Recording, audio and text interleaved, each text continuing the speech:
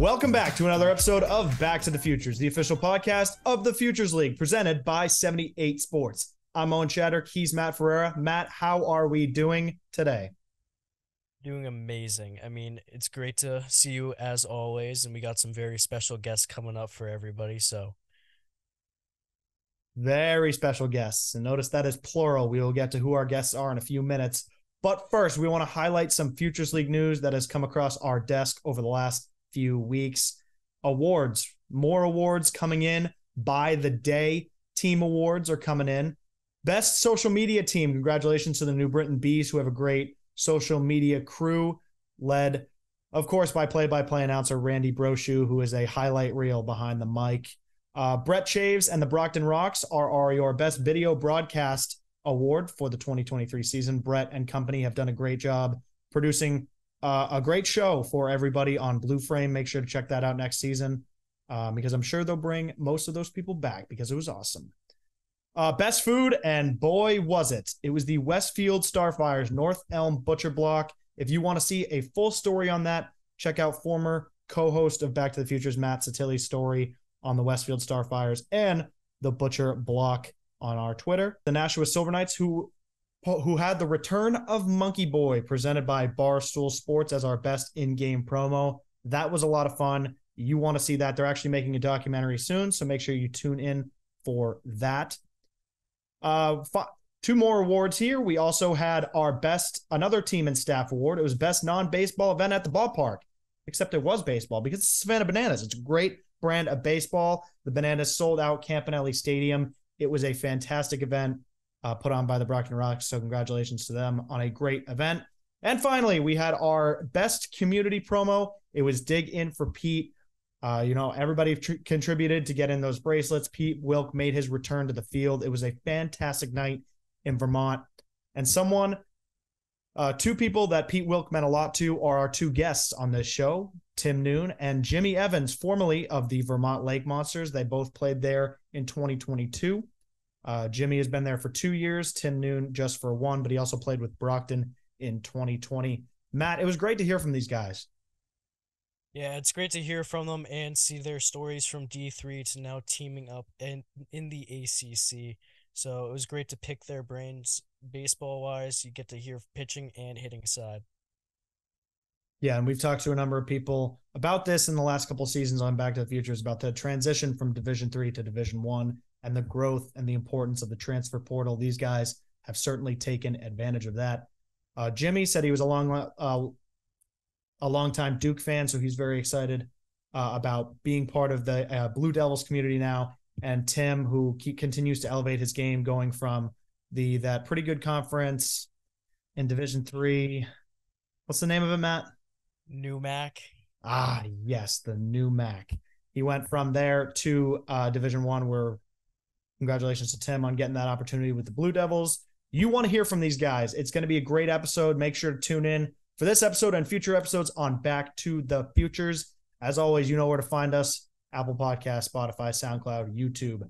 Let's take you to this episode with Jimmy Evans and Tim Noone. We are honored to be joined by two guests here on this episode of Back to the Futures, two guys who have played for the Vermont Lake Monsters and are now playing for the Duke Blue Devils baseball team. We got Jimmy Evans and Tim Noone. Gentlemen, how are we doing today? Great. Thanks for having us on the show. Yeah, fired up to be here. Appreciate you guys bringing us on. I've been a fan of the show for a couple of years that I've been in the Futures League. And Owen got it out of the way. You guys now both are at Duke, and you both got there from the transfer portal. How'd you guys end up there? Jimmy, let's start with you, and then we'll go over to Tim. Yeah, for sure. So obviously due to COVID, I was given 2 extra years of eligibility, one from 2020 and then 2021, all Division III players got back another year because that season was a little weird. We only played like 16 to 20 games-ish at Tufts. So we all got eligibility back from that. And then immediately knowing that I have 2 extra years, I wanted to advance my game and, play at the next level and also get a graduate school degree. So basically I knew I wanted to play at a high level. And obviously the ACC is top notch. So that's where I wanted to be. I was trying to go to a top notch business school as well. And Duke kind of has the best of both worlds with athletics and academics. in the summer I played in 2022 with the Lake Monsters. That's kind of when it all came together. I started talking to Coach Pollard, and he started watching me when I was playing in Vermont.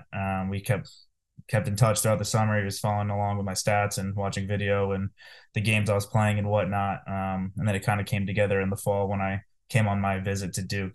So yeah, that's my story. I was, just looking to play at the next level, and it all came together very nicely. And I've always been a huge Blue Devil fan my entire life, especially through Duke basketball. I mean, how can you not like Duke basketball unless you're a UNC fan? But so it was kind of a dream come true when that all came together, and I'm fired up to be here. Yeah, so mine similar to Jimmy. My process was a little bit later. We both played in Vermont. Had a good summer out there. It was an absolute blast. I was very fortunate to be brought on by Pete Wilk, and the coaching staff was great, and I learned a lot and got a lot better up there. So I had some good stats, and throughout my spring season, I was in contact with Coach Pollard and some of the Duke coaches. And as I made my way through the Babson season, the process kind of ramped up, and eventually it ended with a phone call and a decision on my end to come down here to Durham for my final year. And it was a pretty cool process. It's always exciting to be in a position where you have the opportunity to play the best baseball and get one of the best degrees in the country. So it's been a cool journey, and couldn't be happier with where I am right now. And before you guys got to Duke, you both mentioned it. You had a great summer in 2022 with the Lake Monsters. What were both of your times like up there? Yeah, I describe it as like the best baseball experience like I've ever had. I thought it was as close as you can get to professional baseball experience without actually being in the pros. The way we were treated by the organization was second to none. Everybody that I talked to regarding the Lake Monsters, I can't stop talking about how unbelievable the summer was, from the coaching staff, the facilities, the access to weight rooms, the meals, pregame and postgame, the travel. They treated us like we were professional baseball players, and I think that brings the best out of a lot of players, because you're in the best position to compete and grow and become the best baseball player. And, we had a great group of guys that year, really tight-knit team. We made it all the way to the championship. Ultimately, we ended up coming a little short, but still just an unbelievable experience. Yeah, so just piggybacking off Tim there, playing with the Lake Monsters is like the most fun summer baseball experience I've ever been a part of. Obviously great location in Burlington, Vermont. We had unbelievable coaching staff with Pete Wilk, Matt Fincher, and a couple other guys. The fans there, as you know, pretty much leads the Futures League in attendance, at least in every single year that they've been a part of it. It's truly just a professional organization. And like Tim said, it just simulates pro ball in a sense, playing the Futures League schedule with 60 games or whatever it is, plus playoffs and all the travel you have to do. And you really have to love baseball, and you have to love what you're doing to succeed in that league. And Tim and I both fall into that category. And I believe like playing in the Futures League and playing for Vermont really helped Tim and I grow as players and helped us get to Duke and to this next level where we're at now. So it's another huge credit to the Futures League as a whole and the coaching staff in Vermont. I know I'm very close with all the coaches there. I talk to Pete Wilk all the time. I text Matt Fincher back and forth, and I talk to Finch about hitting or whatever I need to do, if I'm struggling at the plate or just want to just catch up with him. I talk to him all the time, and same thing with Pete. So it's more than just a baseball field relationships. We're just growing friendships, lifelong friendships along the way, and couldn't have asked for a better time in Vermont. And for both of you, summer ball, we've seen 60 games, 60 plus games. It can be a long season. How did that prepare you for your fall ball and spring season going forward throughout college? Yeah, I think the 60 game schedule puts you through a little bit of a grind, but like Jimmy mentioned, you got to love it. And if you love it, it's really doesn't feel like much of a grind at all. And we're both coming from the Division III level where our seasons were about 40 games before we hit the playoffs. So our summer season was actually longer than than our college season. But now in the ACC, we've got what a 57, 58 game regular season schedule. So definitely knowing that I've been through a schedule like that makes me feel comfortable knowing that my body can handle it and physically and mentally will be ready to go when the time comes. Yeah, for sure. And alongside the amount of games you're playing, it's about like figuring out your own ways and your own process to get ready each and every day on the field. You know, mobility routines, what time I got to be out there for hitting, what food am I packing, like things like that just helps you like mature along the way.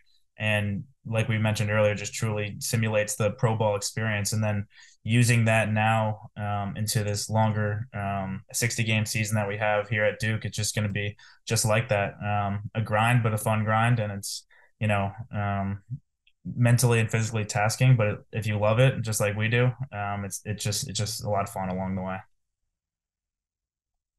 Yeah, that's great. And that's super important, obviously, to have that preparation when you guys go into college. And Jimmy, when you were in Vermont, I mean, they loved you up there. It seemed like every time you came to a plate, it was big applauses, everybody screaming your name in the stands. What did it mean to be embraced the way you were by that fan base after you played there for those 2 years? Yeah, I mean, it meant everything. Like that was really, really cool and special. It's you feel like a celebrity the second you become a lake monster, and I think not only myself can say that. I think every single lake monster can say that. You know, through autographs, pictures, or whatever it is.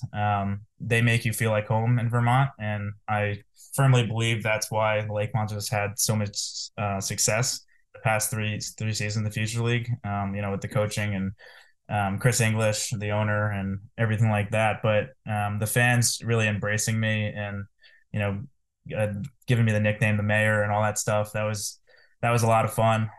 We were actually running a camp the other day. Tim and I were at Duke baseball camp, and there was a family from Burlington, Vermont, that came to the prospect camp.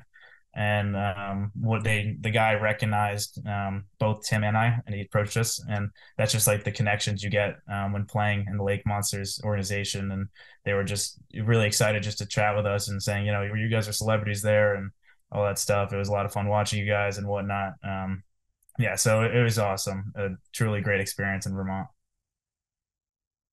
And I have to ask, one of the craziest things I've ever seen at a baseball stadium was listening to the whole crowd sing Fly Me to the Moon. How did you end up picking that as your walk-up song? Um, Not entirely sure. When I think about walk-up songs, I like to go a little classy to older songs. I like Frank Sinatra a good amount. And I just thought that was like a catchy thing. I didn't realize it was going to catch on with the crowd and everything so much like it did. I remember starting that in 2021, and then when we won the championship and everything, I was like, I have to bring it back for 2022, of course. Um, and then that followed into my tough season as well, where it also stuck. Yeah, I don't know. It was just like I said, I just like classical music, and it just like caught my eye or caught my ear when I first heard it, and it's kind of like I need to do this for myself here, and it gives me a little mojo going up to the plate, and I think also the crowd reaction helped me, you know, stick with it. Of course, yeah, a lot of fun choosing that song. You sticking with it this year or no? Haven't fully decided yet.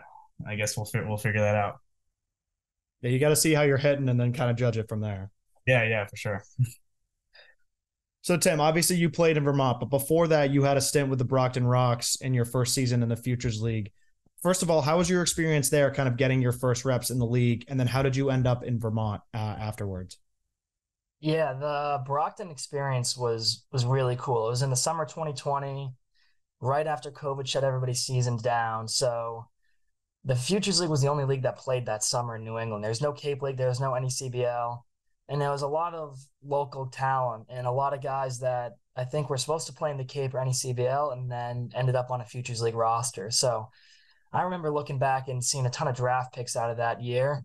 And as a freshman that didn't get a season, it was really cool to compete against some really good talent. And, you know, I played under Andy Terrio, Matt Gedman, and, you know, it's just a great coaching staff. that year in Brockton. We didn't get any fans just because of the COVID rules, but great group of guys from incoming college freshmen to kids going to look into their fifth year. And it was obviously less travel than Vermont, but the competition was unbelievable. It was a blast of a summer. I'm still tight with a lot of guys from that team. I played with a bunch of D3 guys, a bunch of D1 guys that I still talk to. So once again, like I can't speak and say enough good things about that experience and the Brockton organization that year. It was a great time. Yeah, it was such an incredible year. And we just had Matt Shaw on last episode who talked about, his play that year. You talk about Sal Frelick being in that league, Dominic Keegan, Ben Rice. And it was an insane year for the Futures League and the amount of talent that came through this league that year. And you guys were a pretty good team too. If number one seed out of the regular season, if I remember correctly, no? Yeah, we had a good year. I can't remember the seeding exactly. One of the crazy things I remember from that year was the opening day. We played Nashua and it went to extra innings, and we got to witness the home run derby between Dom Keegan and Jake Geloff, who hadn't even played a game at UVA, and Jake basically stuck with Keegan the whole way, and then eventually Dom Keegan pulled away. I guess a little bit of experience on his side there, but watching that, I was like, wow, this is legit baseball, and it's going to be a fun summer. Yeah, I remember covering, I don't know if I was there, but I remember hearing about that game just going, oh, this is going to be some kind of season. Yeah, definitely. And we talked about the great season you had in 2020, but Jimmy, you were part of that 2021 title team. What was it like being a part of that? That was really special. I mean, I came along halfway through. I didn't start the season in Vermont. So when I got the contract from Pete, I remember Pete giving me a call, and I was actually eating lunch with my parents at the time, and he just called me up and says, "Hey, can you get here tomorrow? We want you in right field." And I was like, "Tomorrow? Like already? Like that's pretty cool." So I remember scurrying up to Vermont, and like I can't say no to Pete Wilk, of course. So I went up to Vermont and played the second half of the year, and then we just got hot. I remember we broke the Futures League win record, and it was like the second I got there. Not saying it was all because of me, obviously, but the second I got there, we won like 14 straight games, and I went up to Pete Wilk and I was like, "Do we lose here? Like this is absolutely crazy." Now, and he was like, "No, I guess not. It just must be you. I mean, we just got you, and then we go on this win streak." But no, in all seriousness, it was just a great group of guys going through, and then we got hot at the right time. Obviously, the win streak, but you need to be hot in the playoffs to be able to win a championship, obviously.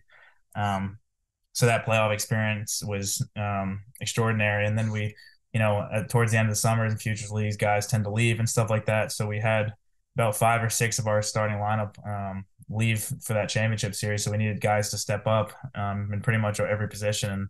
And, that's what happened. Guys got hot at the right time, and we put it together. But I'll never forget playing in front of that sold out crowd in Vermont and, holding up the trophy at the end with all the coaching staff and the players, and hearing the crowd games and whatnot. That was truly experience, something I'll never forget. Yeah, and that team was so interesting because, again, you said it, May, I think we started the season in late May that year, and by the time you got there in July, the team was completely different. And then by the time the playoffs came in August, the team was different again. It was essentially three different teams that it combined. That would have been that was a lot of rings to give out that year. And I remember before that 14-game winning streak, by like when I got there, around the time I got there, they were like well below 500. The Lake Monsters were not in first place. I believe they were in the bottom half of the Futures League, and then the 14-game win streak, obviously, we jumped to the top of the barrel. So being able to do that and overcome adversity was pretty special. Yeah, that was another fun year in the league. It ended with you guys holding the trophy.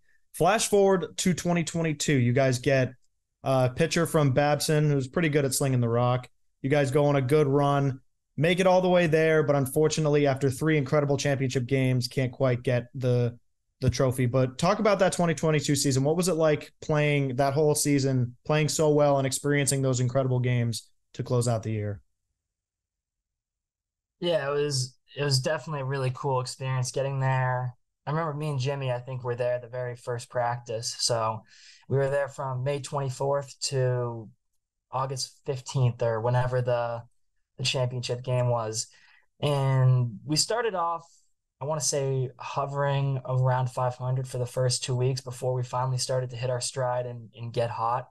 And I feel like we played really good baseball all year. We had a lot of guys that were excited to be there, that wanted to win.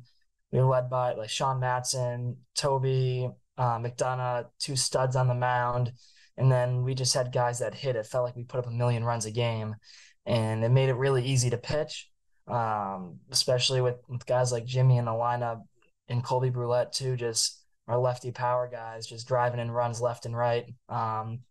It was it was definitely cool learning from Fincher and Pete Wilk. And that year as a new guy, there's a solid core of returners that had just won the championship that I could kind of look to compare this year to last year and see how things were going. And it seemed like we were on a track to do it again. Obviously, we fell up a little short, but it was still a really neat run. And even when it came down to the championship game, game three, the crowd was going crazy. It was unbelievable energy. And, if a jam shot falls here or there or a hard line drive doesn't get caught, we're sitting here with a ring.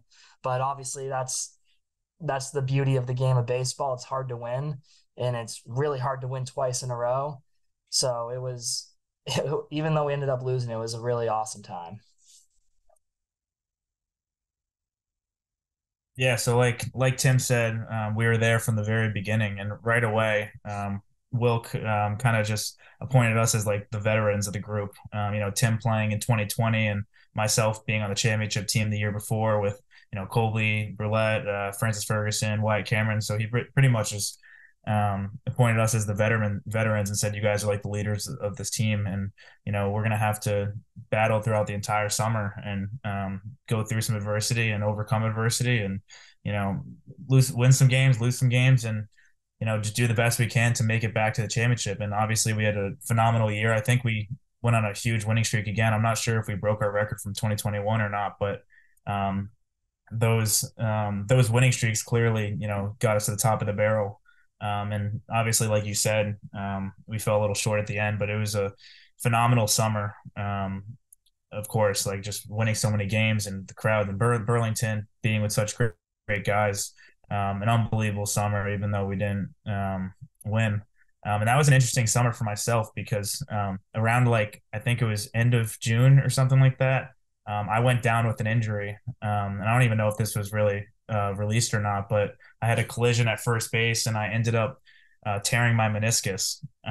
So I was out for 2 weeks. I got all these MRIs and whatnot, and it ended up being a partial tear, and I needed surgery. But I pretty much told Wilk I'm playing no matter what. I'm not, you're not making me sit out here. And obviously had to be careful because you're in summer ball, you're getting prepped for school ball. So I called up my Tufts head coach and was like, hey, the doctor said I could play through this. I'm just going to need surgery after the summer.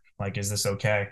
And he was like, as long as you're not going to hurt it worse, go for it. And as long as you're going to be back for our spring season. So I took 2 weeks off, and the Vermont training staff did a really good job with me. And I ended up playing the rest of the summer with a partially torn meniscus. So that was a interesting summer with that in regards, and was still able to accomplish so many things. And then obviously us doing so well as a team was a great success in its entirety. That's crazy. I did not know about, because I think I knew you were hurt for a little bit, but I didn't know about the severity of the injury. That's at least what it was. Any way to get your reps. Got to get reps. Sure, yeah. I just wanted to play too. I'm a gamer. I don't like to the other option was to go home and get surgery and just sit home for the rest of the summer and sit on the couch. And that didn't really interest me. So the second a doctor was like, you could play through this. You're just gonna need surgery in August. And I was like, I'm doing it. I don't want to win another championship here. So you ended up getting the surgery later in the summer? Yep. End of August, I got my meniscus surgery. So I was out around 3-4 months, and then got back in time for the tough season, of course. Yeah. And as long as you're back for the spring, as you said, that. Yeah, 100%. And 2022 was also a fun summer in the way we did our All-Star game. You both were named All-Stars. George Goldstein and Joel Lara were the captains. A lot of Lake Monsters were picked for Team Goldstein, except for Tim Noone. So, Tim, I want to ask your perspective on that, being part, first of all, for both of you being part of that, but for Tim being the only Lake Monster on the other side of Team Goldstein versus Team Lara. Well, Joel Lara was my guy back in Brockton. He roamed center field for me. He didn't let anything drop. So, I owe him something for how he played for me back in the day. So obviously I was disappointed that Big George didn't select me, but as soon as I saw myself under Team Lara and I was the only Lake Monster, I was pretty fired up. It was a cool experience because being the only Lake Monster on the other team, I was able to meet and hang out with guys from all over the league. So I got to know a bunch of different guys from a bunch of different programs, which was awesome. So I think we ended up losing that game, but ironically enough, I was talking to Getty, who was the coach of Team Lara, and I was half jokingly asked him for an at bat in the bottom of the ninth, and he said yes. And I tried to tell him I was joking, and he told me no, I had asked. So if my spot came up, I was going to hit in the bottom of the ninth. And I think I was on deck when the final out was made. Otherwise, I was going to have to go up and face George Goldstein in the bottom of the ninth. So thank goodness that didn't happen. He was very excited to face you. We Yeah, did the mic'd up, and he goes, "I think Nude's getting an at bat in the bottom of the ninth." I was gonna guess one pitch and take the hardest swing I could possibly take and hope I made contact, but George, he's a tough guy to hit for real college hitters, let alone a guy that doesn't hit. And then Jimmy, what about you? What do you remember from that All-Star game? Yeah, I just remember it was a lot of fun. Something I do remember is George saying he's going to pick all the Lake Monsters, and I think he said he's going to choose me with the first pick, or Timmy, or whatever order it was, and he ended up choosing like Hornog and Jackson Hornog instead of Timmy. So we gave a little beef within the locker room. Not actually, but it was all good. Beef. Yeah, okay, yeah, there was beef.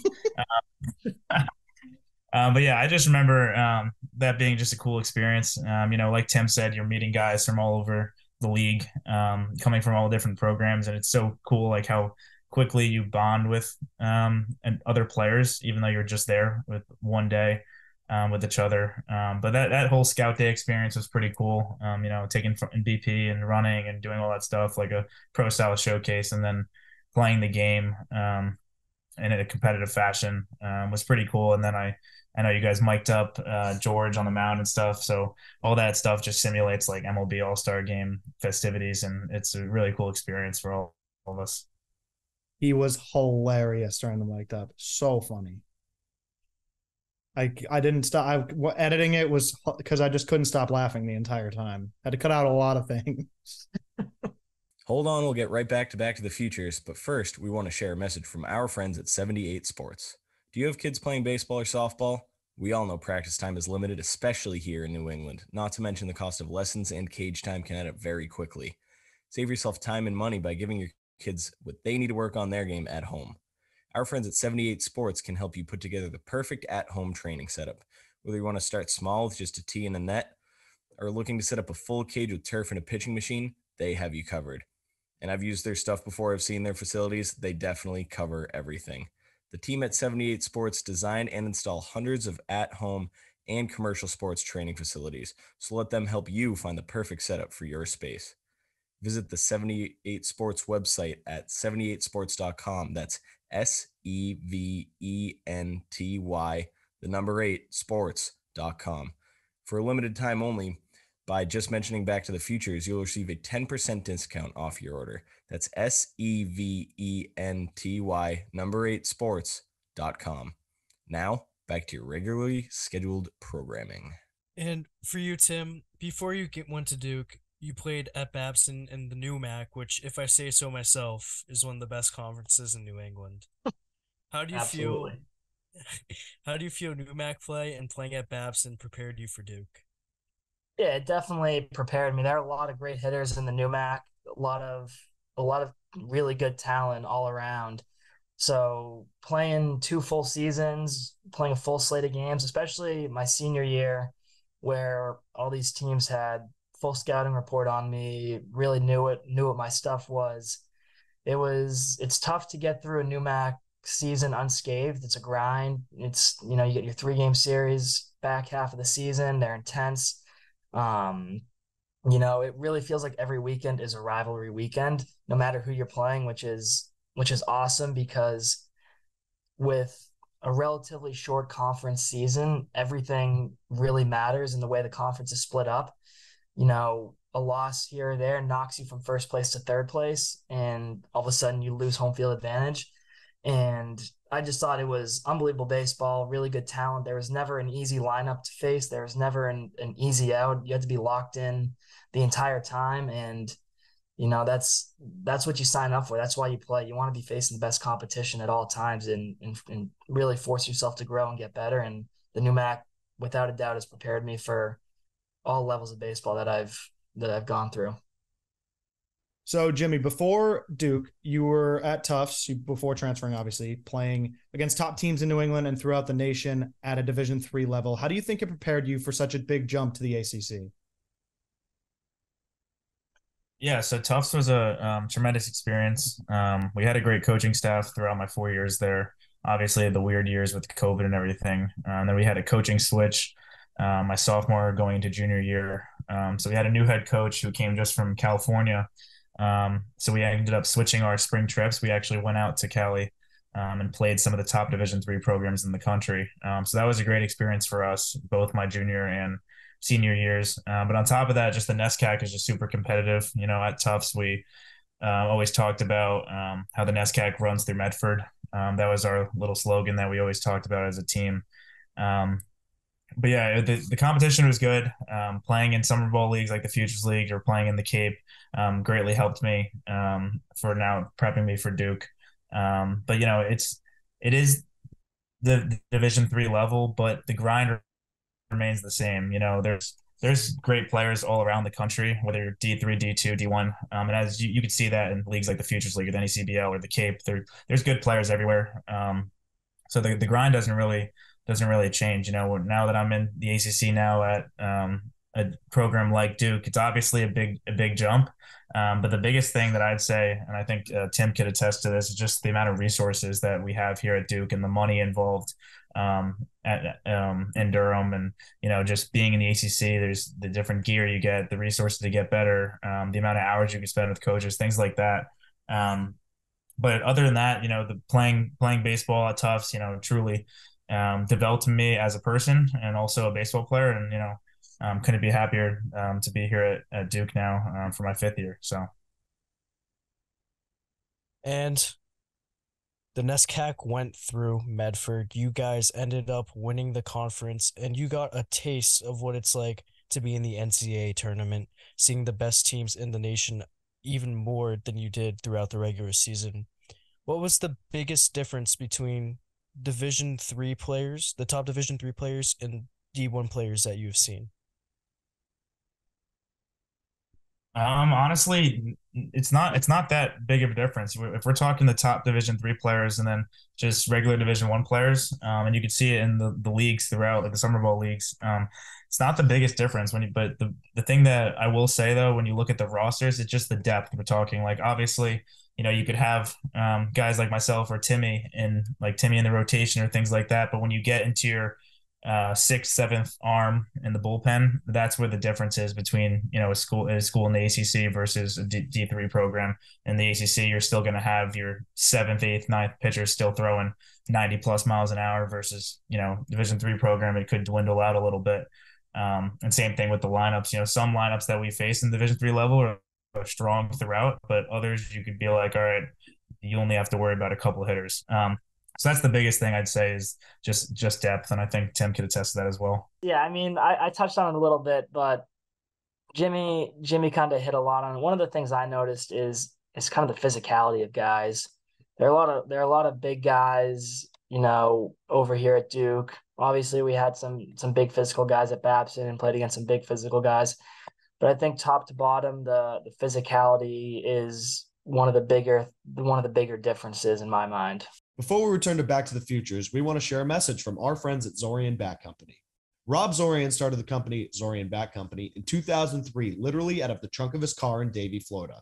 Within 2 years, he was selling his wood bat line to Major League Baseball and continues to manufacture the highest grade wood bats for Little League all the way up to the majors.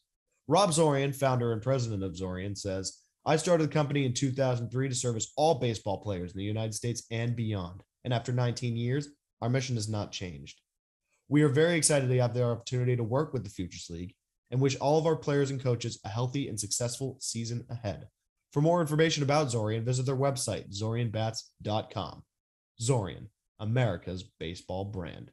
Now, back to the Futures. And last year, your teams faced off against each other, where Jimmy got the last laugh with the Jumbos with a 4-2 win with 2 hits from Jimmy.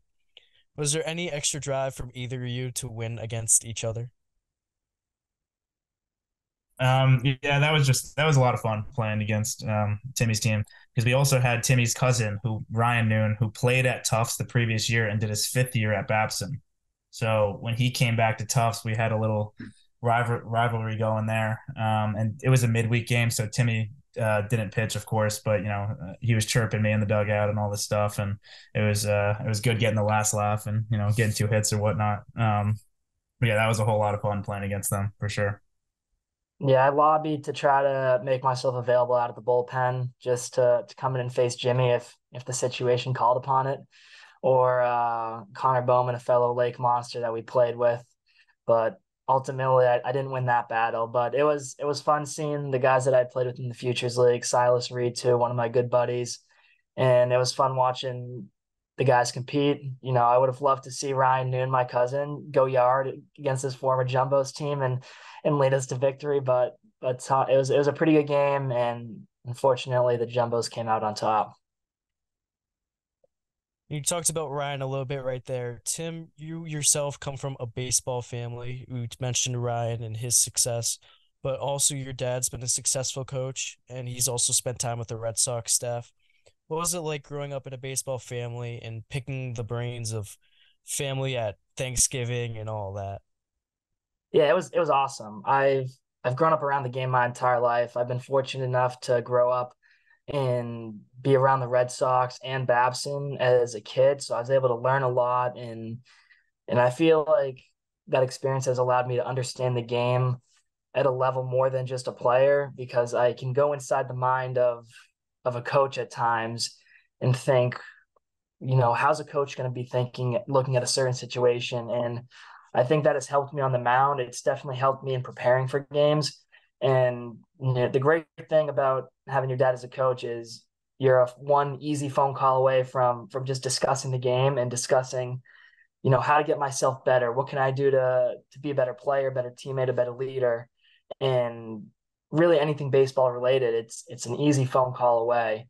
Thanksgivings have been fun too. Just everybody in my family plays baseball. We've got, Ryan played college baseball. I got 2 younger cousins that are grinding, looking to play college baseball as well. My younger brother played baseball all his life too.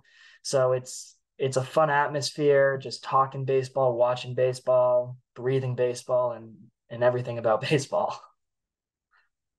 Yeah, that's great. Yeah, that's great. And you talked about it, having your dad as a coach. You talked about leadership, and that's super important as a player too. And you said you've been a veteran in a number of locker rooms, so that's good that he taught you that and you were able to use that on the field. Yeah, absolutely. And Tim, you were quite the award winner these last couple of seasons. In 2023, you won the D3Baseball.com. You were part of the All-American team and the Region 1 first team. 2022 and 2023, you were ABCA Region 1 first team. What was it like to be recognized regionally and nationally and accept those awards? Yeah, it's a tremendous honor being able to accept those awards and be recognized. But it really isn't an individual sport. There's a lot of things that got to go right from all 9 guys in the field in order to have me be successful. And I've been fortunate enough to have one of the best infields in the country behind me. I feel like they're turning a million double plays. I've had great catchers keeping my spiked sliders in front of them, taking runners off the bags, really helping me out. So it's a tremendous honor, but it's definitely not something that comes without everybody else behind me. Yeah, that's great. Defense wins championships, as they say. So that's great to have that defense behind you. Mm-hmm. And then Jimmy, speaking of awards, you've won a few yourself, including the ABCA All Region third team and All NESCAC second team. How did it feel to be recognized by your conference and regionally as well? Yeah, like Tim said, if anytime you're getting recognized with your conference or nationally, it's definitely a huge honor and goes back to all the hard work we put in as players. But similarly to what Tim said, you can't just do it on your own. The coaching staff and all the hard work they put in, and you're going out there and grinding with your teammates. This isn't just a one man sport, and that's why there's nine guys in the lineup each and every day. But the coaches putting you in the right position to succeed and going out and individualizing your workouts or batting practice plans or hitting plans, whatever it may be, to make sure that, you're getting the most out of yourself. And I think Tufts did a great job with that, with me. And then they're also doing a great job with other players as well. So good things to come in that program for sure. But yeah, it just goes down. It's just a huge honor in general, for sure. And going into it statistically, Tim, last year you had a 2.13 ERA in 72 innings, while racking up 73 strikeouts, but only walking 10. How did it feel to absolutely dominate every time you touched the mound? It was a good year for sure. I had a lot of fun out there. And one of the big things we focused on as a program at Babson is not walking guys. One of the mantras I've tried to live by, and I feel like it comes true, is anytime you walk a guy, it just feels like he scores. So limiting free bags is something that has always been a strength of mine, and I've tried to use. And, in terms of the statistics, it's cool being able to look up and see your numbers. But one of the things that when I get out on the mound, my job is to give my team the best chance to win and go out there and put together 5 to 7 innings and keep my team in the game. And that's one of the things I'm more proud of is coming off the mound, knowing that my team's winning and that I'm handing the ball to the guy behind me that I trust to slam the door. I feel like that walk comment is so accurate.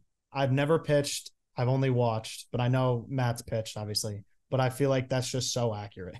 Yeah, you walk a guy, he always scores for some reason. Always. It's the most frustrating thing ever. Every single time. Like this entire fall, I've walked one kid and he always steals second and scores every single time. And to Jimmy, you led your team in hits, doubles, slugging percentage, and RBIs while hitting .324. Any pressure being in the middle of the lineup? And how do you manage to be so consistent throughout the year? Yeah, I wouldn't say there's too much pressure. Being in the lineup or middle of the lineup for the 3 straight years at Tufts, it kind of just comes natural. And at the end of the day, I have to stick to what I do best, and I can't be overthinking things. I don't really stat watch that much. I just go out there and try to barrel baseballs up and move runners over, score them. Just do my thing. And I check my stats probably like once every 10 games or so, but I feel like if I checked it every day, I'd drive myself crazy, really. But yeah, when I'm up there at the plate, I'm just doing everything I can to help my team win. And ultimately that helps me put together good numbers. But at the end of the day, it's all about the team winning, and that's what's most important. And that's what we did with the NESCAC title. So. Yeah, that's exactly what you want is you win championships. The stats will come and go, but that's the most important thing at the end of the day. And so we have a very rare podcast episode today. Obviously, you guys are on the same team, but you also are recording in the same building right now as you are roommates. What is it like living with each other? It's been awesome. I remember when I first made the decision to come to Duke, talking to Coach Pollard, just trying to figure out roommate stuff. I mentioned that I knew Jimmy, in an ideal world, it'd be cool to live together. We actually got another Futures League alum living with us, Logan Bravo, Harvard guy. So it's cool having 3 New England guys, 3 Futures League guys. We got a nice place down here in Durham. It's an awesome area. So I'm having a blast. I hope my roommate feels the same way. No, yeah, for sure. It's an absolute blast, and I'm surprised Tim didn't bring the story up. But I knew he was talking to Duke, and I was actually playing a NESCAC series at Colby, and I remember getting back onto the bus after the series, and Tim texted me and just out of the blue, and it was just like, "Do you have? Did you figure out your roommate situation?" And I was just like, I don't know, like not really. Why?" And then he basically just broke the news that he was committing to Duke as well. So and then like you said, he already talked to Coach Pollard that he knew me. So we were just like, all right, heck yeah, like we're gonna live together. It's gonna be awesome. You know, we're already best buds from Lake Monsters, and let's do it. Yeah, that's a great story. And Logan was made aware of this podcast by Joshua Cummins, our yeah. And he didn't want to join. I'll have to have a word with him about that. Yeah, I don't know if Josh didn't send him a link, so Well, that's messed up. that's messed up. I know. Honestly, he's probably listening in the room over right now too. He's got the cup to the wall. Yeah. All right, guys, one final question with you, kind of wrapping this all up. This has been great so far. In general, we'll start with Jimmy and then we'll go to Tim. What was it like playing in the Futures League, and what are your favorite memories from when you guys stepped on the field, whether it was at Vermont, in Brockton, wherever it was? Playing in the Future League was an unbelievable experience. You know, just to be a part of the league. I remember going into college baseball already thinking about what summer ball leagues I wanted to play in, and the Futures League was at the top of my list. So just playing in the league was an unbelievable experience. You know, like we mentioned earlier in the podcast, just having the professional baseball feel of the grind and the bus rides and hanging out with your teammates constantly, an unbelievable experience. And I had the pleasure of playing in Burlington, Vermont, which I had no idea what to expect it to be like. But obviously it was an unbelievable experience with the fans and whatnot, and tremendous coaches. And I feel like you can't get that everywhere in the country. I know Pete Wilk always says Burlington, Vermont's the best place to play in the entire country for summer baseball. And that couldn't be more true. Yeah, I can't say enough great things about the Futures League, both in Brockton and in Vermont. I've had great teammates, great coaches in both areas, great organizations, great ownership that have treated us extremely well. And I'll be forever grateful for the Futures League. In terms of, one of my favorite memories, I look to Vermont. I pitched it was an early July game right before the 4th of July, military appreciation night. We were wearing the USA uniforms. We had a pretty big crowd. It was against Nashua, who always is a good game. And I just remember standing on the mound for the anthem, watching the honor guard stand there and walk off and turn around to see the full lower bowl, pretty much full, and get on the mound to warm up. And it was a pretty surreal moment because up until that point, it was just starting to heat up in terms of Lake Monsters baseball getting hot and kids getting out of school and coming to the games every night. And that was the first moment, like, wow, this is really cool. Just hearing the crowd just go crazy and that whole professional baseball experience coming to light for the first time. Yeah, I mean, you said it. There's nothing like those crowds, and there's nothing like the baseball that was played in the Futures League the last couple of summers. It's been great to see. One other thing I want to add there is just playing in the Futures League. Obviously, you're playing with guys in all over the country coming together. And we're gonna have a big Lake Monsters matchup this year with Duke UVA, because we have me, Timmy, Ed Hart, who pitched in Vermont this past summer, and then MJ's not here anymore, but he's a Duke Blue Devil as well. And then UVA, we have Ethan Anderson, Anthony Stefan, Justin Rubin, Harrison Didwick. Am I forgetting anyone, Tim? Pretty much half their lineup. Henry Godbout. Can't forget him. Henry Godbout. So huge Lake Monster matchup coming up this spring. So that'd be a lot of fun. I was going to say, between Duke, you said Duke and UVA, I was like, that's half of the roster the last few years in Vermont. Yeah, legit. Yeah, we will be all over that game for sure. Gentlemen, this has been amazing. Jimmy Evans, Tim Noone, thank you guys so much for joining us today. Best of luck with everything, and we'll hope to hear from you guys soon. Thank you guys for having us. It's been awesome. Absolutely. This has been Season 8, Episode 3 of Back to the Futures, the official podcast of the Futures League. We have new episodes coming out every Monday. Be sure to subscribe to our podcast. We're on Apple Podcasts, Spotify, SoundCloud, and YouTube. Thanks for tuning in. We'll see everyone soon.